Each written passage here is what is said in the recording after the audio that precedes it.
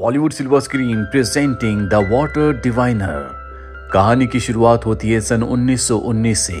ये वो वक्त है जब वर्ल्ड वॉर वन खत्म हो चुका है। सभी देश अब पूरी तरह से शांत है।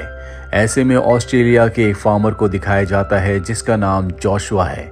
जोशुआ जिस इलाके में रहता है वहाँ पर पानी की बहुत कमी है, लेकिन वो पानी को ज़मीन के अंदर खोजने में एक्सपर्ट है। अब जोशुआ अपने घर जाता है जहाँ पर उसकी पत्नी होती है।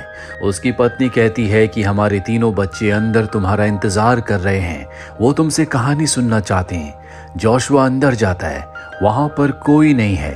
दरअसल वर्ल्ड वॉर वन में उसने अपने तीनों बेटों को खो दिया जो अपने देश के लिए जंग में शरीक हुए थे, लेकिन उसकी पत्नी ने अभी तक अपने बेटों की मृत्यु को एक्सेप्ट नहीं किया क्योंकि उनकी डेड बॉडीज कभी नहीं मिली। लेकिन जोशुआ ने अपने बेटों की मृत्यु को एक्सेप्ट कर लिया है क्योंकि 4 साल पहले उसके बेटे जंग में गए थे और अब वर्ल्ड वॉर वन खत्म हो चुका है, और अगर उसके बेटे जिंदा होते तो अब तक वो घर वापस लौट चुके होते। जोशुआ की पत्नी बार बार उससे कहती है कि तुम पानी ढूंढने में एक्सपर्ट हो, आसानी से तुम इस बीहड़ में पानी ढूंढ लेते हो, पर अब तक तुम अपने बेटों को नहीं ढूंढ पाए। जोशुआ के पास अपनी पत्नी के सवालों का कोई जवाब नहीं होता। जोशुआ भी अंदर से बहुत दुखी है, लेकिन वो अपना दुख किसी के साथ शेयर नहीं कर सकता। उसी दुख में और अपने बेटों की याद में वो सो जाता है। अगली सुबह जब वो उठता है तो उसकी पत्नी घर पर नहीं होती। वो उसे ढूंढने के लिए बाहर जाता है और पास ही के तालाब में उसे अपनी पत्नी की डेड बॉडी मिलती है, जिससे वो और भी टूट जाता है। अपनी पत्नी को दफनाने के बाद वो अपनी पत्नी से वादा करता है कि वो अपने बेटों के अवशेषों को ढूंढकर जरूर लाएगा और उन्हें अपनी पत्नी की ग्रेव के पास दफनाएगा। और अब वो अपने सफर पर निकल पड़ता है। रास्ते में उसे याद आता है कि कैसे वो एक बार अपने तीनों बेटों के साथ तूफान में फंस गया था। उसने अपने तीनों बेटों को एक चादर से ढक दिया था, जिसके बाद उसने अपने तीनों बेटों को हिम्मत दी थी। दरअसल वो हमेशा अपने बेटों को याद करता है। 3 महीनों का लंबा सफर तय करने के बाद वो इस्तांबुल पहुंच जाता है, जहां पर एक बच्चा उसके पास आता है और कहता है कि आप हमारे होटल चलिए, जहां पर रहने की खाने की अच्छी व्यवस्था है। लेकिन वो जल्द से जल्द गलीपोली जाना चाहता है जहां पर उसके तीनों बेटों ने जंग लड़ी थी। वो एक पुलिस ऑफिसर के पास जाता है और कहता है कि मैं गलीपोली जाना चाहता हूं। पुलिस ऑफिसर कहता है कि वहां पर किसी भी आम इंसान को जाने की इजाजत नहीं है। अगर आप वहां जाना चाहते हैं तो आपको ब्रिटिशर्स की परमिशन लानी होगी। जोशुआ इससे पहले कुछ सोच पाता, वही बच्चा जो उसे अपने होटल में चलने के लिए कह रहा था, जिसका नाम ओरान है, वो उसका बैग उठाकर भाग जाता है। जोशुआ उसका पीछा करता है। वो बच्चा ओरान भागते भागते अपने होटल के पास आ जाता है और जोशुआ का बैग उसे वापस करते हुए कहता है कि मैं चाहता हूं कि आप हमारे होटल में रुकें। जोशुआ उसकी बात मान जाता है। जोशुआ उसकी मॉम से मिलता है जो कि विडो है। दरअसल वॉर में उसके हस्बैंड की यानी कि ओरान के पिता की मृत्यु हो चुकी है। जोशुआ बताता है कि मैं ऑस्ट्रेलिया से आया हूं और मुझे पता चला है कि यहाँ पर रूम खाली है। वो जब ऑस्ट्रेलिया का नाम सुनती है तो कहती है कि यहाँ पर कोई रूम खाली नहीं है। दरअसल जिस जंग में उसने अपने पति को खोया है वो ऑस्ट्रेलिया के खिलाफ थी, और तभी यहाँ पर एक आदमी आता है जो जोशुआ को चाबी दे देता है। और अब जोशुआ अपने कमरे में जाता है। ओरान की मॉम जब उसे टॉवल देने के लिए आती है तो कहती है कि शहर में घूमने के लिए बहुत अच्छी जगह है, आपको वहां जाना चाहिए। वो कहता है कि मैं यहाँ पर घूमने के लिए नहीं बल्कि किसी खास मकसद से आया हूँ, जिसके लिए मुझे जल्द से जल्द गलीपोली पहुंचना होगा। गलीपोली का नाम सुनकर ओरान की मॉम हैरान हो जाती है। वो कहती है कि वहां पर अब आत्माओं के अलावा कुछ नहीं, वो जगह पूरी तरह से राख में मिल चुकी है। जोशुआ उसकी बात का कोई जवाब नहीं देता। अगली सुबह वो ब्रिटिश हेडक्वार्टर जाता है, जहां पर वो ब्रिटिश ऑफिसर को अपने तीनों बेटों की फोटोज दिखाता है और बताता है कि मैं गलीपोली जाकर अपने बेटों के रिमेन्स को अपने देश ले जाकर अपनी पत्नी की ग्रेव के पास दफनाना चाहता हूँ, इसीलिए मुझे वहां पर जाने की परमिशन चाहिए। पर ब्रिटिश ऑफिसर साफ साफ मना कर देता है। वो कहता है कि वहां पर हजारों बॉडीज दफन है और अब वही उनका घर है, तुम्हें हम परमिशन नहीं दे सकते। दरअसल वर्ल्ड वॉर वन में 2 अलग अलग देशों के ग्रुप्स थे और ऑस्ट्रेलिया ब्रिटेन के ग्रुप के साथ शामिल था, इसीलिए उसे ब्रिटिश ऑफिसर की परमिशन की जरूरत है, तभी वो गलीपोली जा सकता है। पर अब जबकि उसे परमिशन नहीं मिली, इसीलिए निराश होकर वो होटल वापस आ जाता है। साथ ही पूरे शहर में ब्रिटिशर्स के खिलाफ लोग रैली निकाल रहे होते हैं, नारेबाजी कर रहे होते हैं, क्योंकि वर्ल्ड वॉर वन में हर किसी ने किसी न किसी को खोया है, इसीलिए उनके दिल में ब्रिटिशर्स के लिए नफरत है। वहीं हमें जोशुआ को दिखाया जाता है, जिससे ओरान के ग्रैंडफादर उसकी पत्नी के बारे में पूछते हैं। वो कहता है कि मेरी पत्नी इस दुनिया में नहीं है। ओरान की मॉम भी वहीं पर होती है। वो जोशुआ से पूछती है, और तुम्हारे बच्चे? जोशुआ इस बात का कोई जवाब नहीं देता। वो समझ जाती है कि उसके साथ कुछ न कुछ गलत हुआ है। वो बताती है कि अगर तुम गलीपोली जाना चाहते हो तो तुम्हें किसी फिशरमैन को ढूंढना चाहिए जो तुम्हें कुछ पैसों के बदले गलीपोली छोड़ सकता है। वो उसका शुक्रिया अदा करता है और अपना सामान लेकर होटल से निकल जाता है। जब वो जा रहा होता है, ओरान उसके पीछे भागता हुआ आता है और जोशुआ को एक फोटो देते हुए कहता है कि ये मेरे पिता की फोटो है, जो कुछ साल पहले गलीपोली जंग पर गए थे, पर वो कभी घर लौटकर वापस नहीं आए। अगर तुम्हें मेरे पिता मिले तो उन्हें अपने साथ घर ले आना। जोशुआ को समझ में आ जाता है कि ओरान के पिता भी जंग में शहीद हो चुके हैं। उसकी मॉम विडो है और शायद इसीलिए वो ऑस्ट्रेलियन से, ब्रिटिशर से नफरत करती है। अब जोशुआ अपने सफर पर निकल पड़ता है और जब वो बोट से गलीपोली के लिए समंदर के रास्ते जा रहा होता है, तभी उसे एक सोल्जर देख लेता है। कर्नल अपने सोल्जर को कहता है कि वो जो कोई भी है उसे मेरे सामने लाया जाए, और अब जोशुआ को पकड़कर कर्नल के सामने लाया जाता है। कर्नल बताता है कि हमने खास टीम को बनाया है जो यहाँ पर ऑस्ट्रेलिया के और न्यूजीलैंड के सोल्जर्स की बॉडी को ढूंढ रहे हैं, क्योंकि ये दोनों देश एक साथ मिडिल ईस्ट के सोल्जर्स से यहाँ पर लड़े थे। कर्नल कहता है कि अगर हमें तुम्हारे बेटों की निशानी मिली, हमें उनकी डेड बॉडीज मिली, तो हम वहां पर उनके नाम की एक प्लेट लगा देंगे। जोशुआ कहता है कि मुझे पता है कि मेरे बेटे आखिरी वक्त में कहां पर थे। वो मैप निकाल कर कर्नल को उस लोकेशन के बारे में बताना चाहता है, और जब वो मैप निकाल रहा होता है तो उसके बेटों की तस्वीर नीचे गिर जाती है। कर्नल उसके बेटों की तस्वीर देखकर उन तीनों को पहचान लेते हैं। वो जोशुआ से कहते हैं कि तुम वापस जाओ, अगर हमें कुछ पता चला तो हम तुम्हें इन्फॉर्म करेंगे। लेकिन जोशुआ वापस नहीं जाता, वो बीच पर ही बैठा रहता है। कर्नल अपने सोल्जर से कहता है कि उसे कंबल और खाने के लिए कुछ दे दो। यहाँ पर एक मेजर भी होता है जो कि टर्की का है। दरअसल वो यहाँ पर कर्नल की मदद के लिए आया है, क्योंकि वो इस पूरी लोकेशन को जानता है।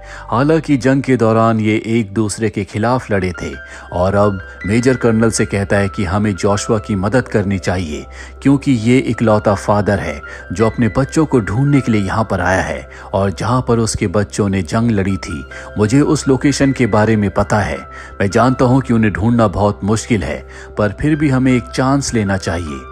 कर्नल मेजर की बात मान जाते हैं और अब जोशुआ को बुलाया जाता है और उसे उस जगह ले जाया जाता है जहां पर उसके बेटों ने जंग लड़ी थी। यहां पर हमें जंग के वक्त को दिखाया जाता है जहां पर जोशुआ के तीनों बेटे लड़ रहे होते हैं। तभी उसके एक बेटे आर्थर का पैर माइन पर आ जाता है। एक ब्लास्ट होता है जिससे वो जख्मी हो जाता है। उसके दोनों भाई उसे कवर फायर देने के लिए आते हैं और तभी दुश्मन गोलियों से उन्हें छलनी कर देते हैं, जिससे उसके दोनों बेटे शहीद हो जाते हैं। यहाँ पर जोशुआ के दोनों बेटों के अवशेष मिल जाते हैं। जोशुआ उन्हें देखना चाहता है, लेकिन कर्नल मना कर देते हैं।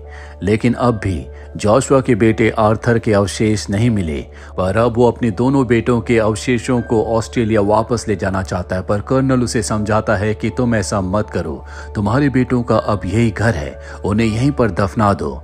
वो कर्नल की बात मान जाता है और अपने दोनों बेटों को पूरे रीति रिवाजों के साथ वहां पर दफना देता है। रात को जोशुआ को सपना आता है कि उसका बेटा आर्थर जंग में शहीद नहीं हुआ था, वो अब भी जिंदा है।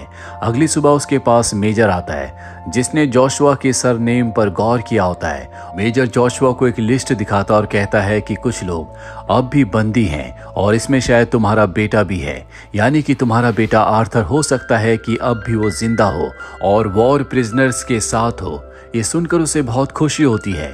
वो ओरान के होटल वापस आ जाता है और ब्रिटिश हेडक्वार्टर जाता है, जहां पर वो बताता है कि शायद मेरा बेटा अब भी जिंदा है, जो वॉर प्रिजनर्स के साथ है, मुझे आपकी मदद चाहिए। लेकिन ब्रिटिश ऑफिसर उसकी कोई मदद नहीं करता। वो कहता है कि मैंने तुम्हें मना किया था कि तुम गलीपोली नहीं जा सकते, फिर भी तुम वहां पर गए। वो जोशुआ के पासपोर्ट को जब्त कर लेता और कहता है कि थर्सडे को मैं तुम्हारे पास आऊंगा और तुम्हें ऑस्ट्रेलिया वापस भेज दिया जाएगा। जोशुआ इसके बाद होटल वापस आ जाता है, जहां पर ओरान की मॉम अब उससे नफरत नहीं करती, क्योंकि उसे पता है कि जंग में उसने भी अपने बेटों को खोया है, जिस वजह से उसकी पत्नी ने भी अपने आप को खत्म कर लिया। वो उससे बहुत सारी बातें करती है और बताती है कि मेरे हस्बैंड भी जंग पर गए थे, जो कि शहीद हो चुके हैं, लेकिन मैं अब भी मानती हूँ कि वो जिंदा हैं, क्योंकि अगर मैंने मान लिया कि मेरे हस्बैंड अब इस दुनिया में नहीं रहे, तो उनका भाई जो हमारे साथ रहता है वो जबरदस्ती मुझसे शादी कर लेगा। दरअसल वो चाहता है कि किसी भी कीमत पर मैं उससे शादी के लिए हाँ कर दूं, पर मैं उससे शादी नहीं करना चाहती। जोशुआ को उसकी मजबूरी समझ में आ जाती है।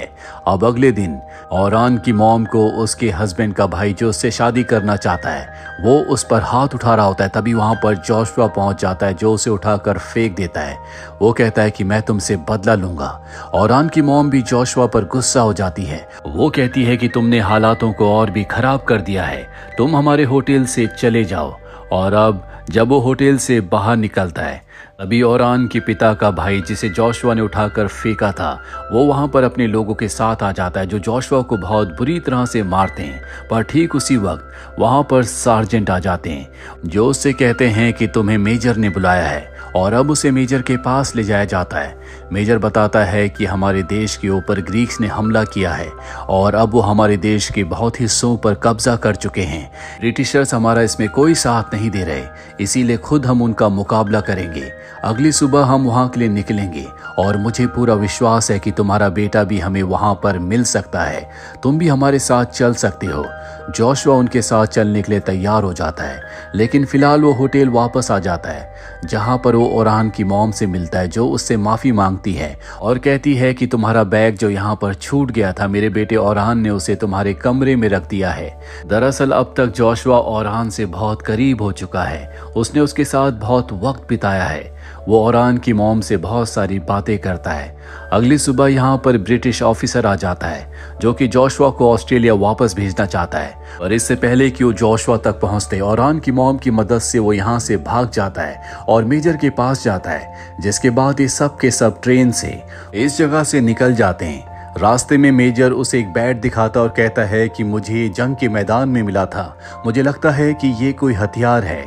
जोशुआ बताता है कि ये हथियार नहीं है, बल्कि ये क्रिकेट खेलने का बैट है, इससे खेला जाता है। वो सार्जेंट को क्रिकेट के रूल्स बताता है। तब ये रास्ते में एक जलते हुए गांव को देखते हैं, समझ जाते हैं कि ग्रीक्स ने गांव के ऊपर हमला किया है और अब ग्रीक्स इनकी ट्रेन के ऊपर भी हमला कर देते हैं। सभी लोगों को मार दिया जाता है। मात्र 3 ही लोग यहाँ पर बचते हैं, जिसमें एक मेजर, एक सार्जेंट और एक जोशुआ होता है। जोशुआ क्योंकि ऑस्ट्रेलियन है, इसीलिए वो उससे बाद में निपटने का तय करते हैं, पर अब वो मेजर को मारना चाहते हैं। ग्रीक ऑफिसर मेजर को मारने वाला होता है कि जोशुआ बैट से उसके ऊपर हमला कर देता है। ये दोनों के दोनों यहाँ से भाग जाते हैं, पर सार्जेंट मारा जाता है। इसके बाद मेजर और जोशुआ भागकर एक टाउन में आ जाते हैं, जहां पर जोशुआ एक विंडमिल को देखता है और बार बार इस विंडमिल को उसने अपने सपनों में देखा था। वो समझ जाता है कि ये एक तरह का एक संकेत था कि उसका बेटा उसी जगह पर होगा जहां पर विंडमिल है। वो यहाँ के लोगों से अपने बेटे आर्थर के बारे में पूछता है। दरअसल अब इस टाउन के लोग सब के सब ग्रीक के डर से यहाँ से छोड़कर जा रहे होते हैं। वो बताते हैं कि जिसने इस विंडमिल को बनाया है वो चर्च में है। जोशुआ भागकर चर्च में जाता है, जहां पर उसके सामने उसका बेटा आर्थर होता है, जो अपने पिता जोशुआ को देखकर बहुत खुश हो जाता है। दरअसल वो एक गहरे सदमे में होता है। वो अपने पिता को बताता है कि मेरे दोनों भाइयों में से एक भाई जंग में सरवाइव कर गया था, लेकिन वो बहुत बुरी तरह से जख्मी था। वो अपने दर्द को सहन नहीं कर पा रहा था, वो मुक्ति चाहता था। उसने मुझसे रिक्वेस्ट की, बार बार रिक्वेस्ट करने पर मुझे उसकी बात माननी पड़ी। मैंने उसे मुक्त कर दिया और इस बात का गम आज तक मेरे दिल में है। इसीलिए मैंने तय किया था कि मैं कभी अपने घर वापस लौट कर नहीं जाऊंगा, इसीलिए मैं घर वापस नहीं आया।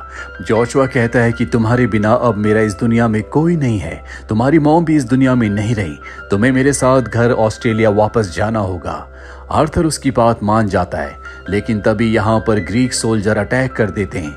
ये वही सोल्जर होते हैं जिन्होंने ट्रेन पर अटैक किया था। मेजर भी यहाँ पर आ जाता, वो कहता है कि हमें यहाँ से निकलना होगा। और अब जोशुआ और आर्थर यहाँ से ग्रीक सोल्जर से बचकर बहुत आसानी से निकल जाते हैं। वापस वो ओरान के होटल में आते हैं, जहाँ पर ओरान की मॉम जोशुआ को उसके बेटे आर्थर के साथ देखकर बहुत खुश होती है। कहानी के अंत में दिखाया जाता है कि ओरान की मॉम जोशुआ के लिए कॉफी बनाती है। जोशुआ बड़े प्यार से उस कॉफी को पीता है, जिससे हमें समझ में आ जाता है कि कहीं न कहीं अब ओरान की मॉम और जोशुआ एक दूसरे को पसंद करते हैं। और इसी के साथ जोशुआ की ये कहानी यहीं पर खत्म हो जाती है। उम्मीद करते हैं कि ये कहानी आपको पसंद आई होगी।